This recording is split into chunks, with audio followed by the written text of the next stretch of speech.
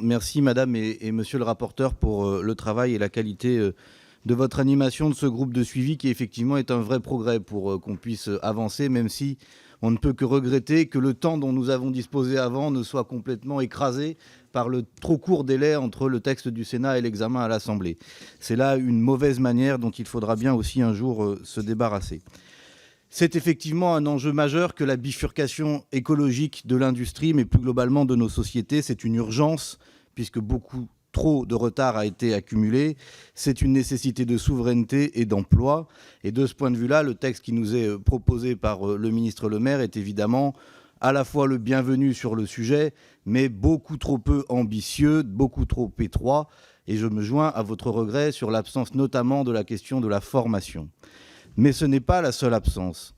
Nous croyons pour notre part qu'on ne fera pas la bifurcation écologique avec les outils qui nous ont menés dans cette situation, c'est-à-dire le libre marché, le libre-échange et la priorité aveugle donnée notamment au capital et à la politique de l'offre depuis des années.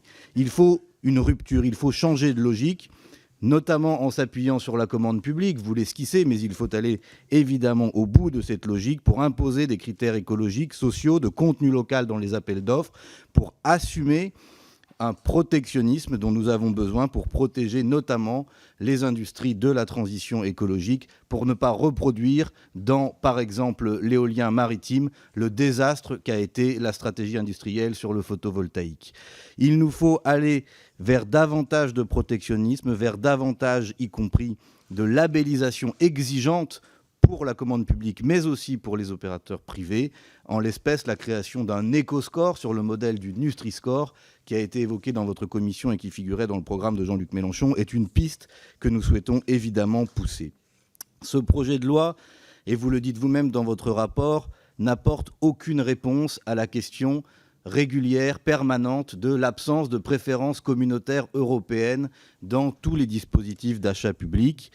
Et pour notre part, nous pousserons évidemment sur cette question, car mieux vaut relocaliser les productions en Europe que importer des produits ailleurs. De la même chose, on ne fera pas la bifurcation écologique de l'industrie sans remettre en cause le marché de l'électricité, qui expose les producteurs à des prix délirants.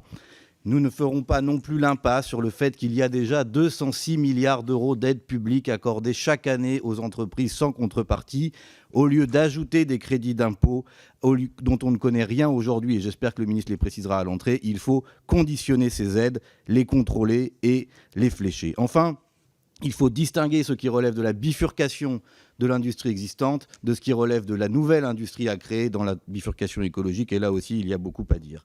Dernier mot, il y a des absents dans ce texte, d'autres absents que la formation, la question de la sobriété, la question des autres pollutions que le carbone et la question des droits des salariés qui sont, de notre point de vue, un aveu. On ne fera pas la bifurcation écologique sans les salariés. Merci beaucoup.